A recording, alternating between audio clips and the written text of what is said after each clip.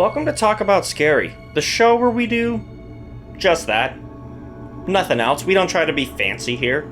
I'm Clay, I'm your host today, and that rhymed. I am a good poet and I know it! Yes! I'm on a roll. I don't know what rhymes with roll. I'm done. Today we're talking about something interesting?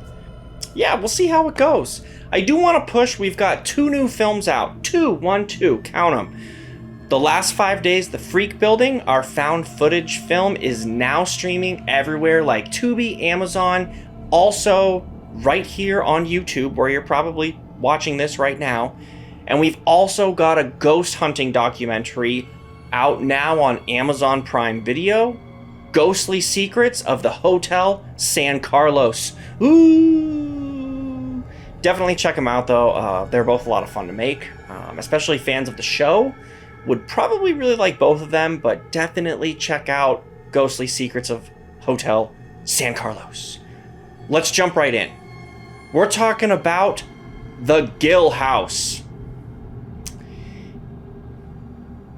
I feel like I heard crickets chirping because no one knows what the Gill House is. And that's probably for a good reason. The Gill House is something that I came across while researching new topics, and I couldn't find a whole lot. I found some interesting facts about the place, and then when I tried to do more investigation, I came up short. But I wanted to talk about it and see if you guys could provide any feedback about the Gill House. I'm just gonna do that now every time that I say the Gill House. If you don't like it, then you should skip 10 seconds because I'm going to say the Gill House one more time. Anyway, the Gill House is located in Ohio, and you'll be a little bit surprised to hear that a ton of paranormal groups check this place out regularly. There's a lot of videos. I did find videos on YouTube and people talking about it, and it's very, very busy through the months of March to November. They seem to book a lot of tours and overnight investigations and stuff like that. It was built in the early 1900s, and it was owned by automotive mogul Bloomer Gill and his family. And they lived there for a bit. I don't know what happened to them. I didn't really look up their backstory because I didn't find anything suggesting that the family haunts the place. I did find one note that says a deceased family member has been identified in the home by one paranormal group, but one paranormal group doesn't really justify anything. It's not like a typical thing that you would find in the Gill House. I also read that the basement is said to be haunted by the spirit of a Native American, and he walks about the shadows and startles those brave enough to wander down. That sounds far-fetched to me. I take issue with this egregious statement. And apparitions of a young girl have been seen, and a crude old man in the attic. What makes him crude? I don't know. There's really no details provided. He's just crude 'cause he wants to be. He's one of the ghosts of the Gill House! I don't know. This story doesn't have a lot of legs to stand on. It doesn't even have a leg. There's no peg leg. There's nothing. It's just a guy hovering, which that would be scary if you just saw that. But you don't. You don't see that at the place that I'm referring to. I'm not going to say it again because I know that some of you are annoyed. I can sense it. I'm like, I can through your screen, I can sense the hatred for when I say it.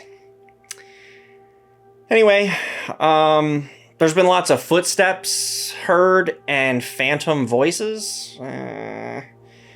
Opening doors, wow. Like, I'm a believer, much more so than Adam, but darting shadows, well, I guess that goes back to that Native American. And the feeling of having your clothes tugged on or like being touched. Okay, so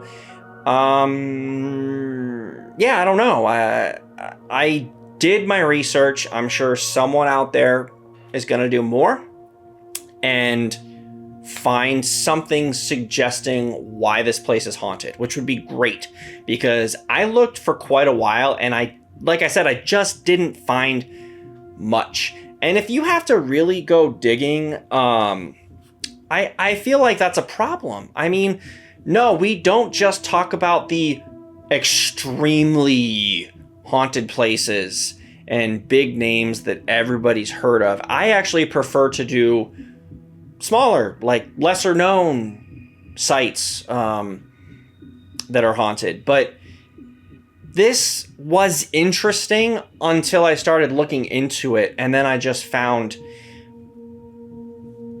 a crude old man who haunts the attic of the Gill House. But I hope you guys enjoyed this episode. Let me know in the comments if you think that the Gill House is haunted or not. Or maybe you have some better information that I couldn't find. But I did also want to mention that this is the last episode before we bring in a new permanent host. There will be 3 of us on the show at different times and sometimes together. But check that out next episode. And until then, creep it real. I'm going to keep pointing. I'm just going to point. This is me pointing through the screen. Yeah, I can see. I can see through the screen. I see what you're doing.